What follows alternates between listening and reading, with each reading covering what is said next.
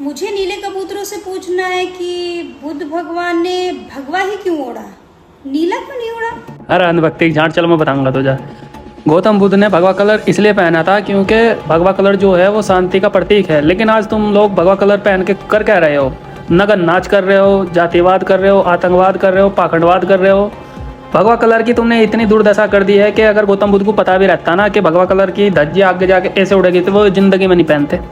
हकीकत में कह रहा मैं, क्योंकि उन्होंने तो इस संसार में पूरी दुनिया में देखिए शांति फैलाई है। और दूसरी बात नया बोल दी कि नीला कलर क्यों नहीं पहना। पहली तो बात ये देख ले तू, फ्लैग नीला कलर सबसे पहले ही आ रहा है क्योंकि नीला जो कलर था वो हमारे महापुरुषों का मनपसंद कलर था। क्योंकि एक नीला आसमान होता है जहाँ पे कोई रोक टोक नहीं होती। तो हमारे महापुरुषों ने देखा है हमारे ऊपर कैसे कैसे जुल्म सितम करे है। तो उन्होंने कहा कि तुम आसमान में उड़ो इन अंधविश्वास की दुनिया से निकल के। लेकिन कुछ मेरे समाज के आज भी बेटी चौथ वहीं घुसे पड़े अंधभक्ति की झाट।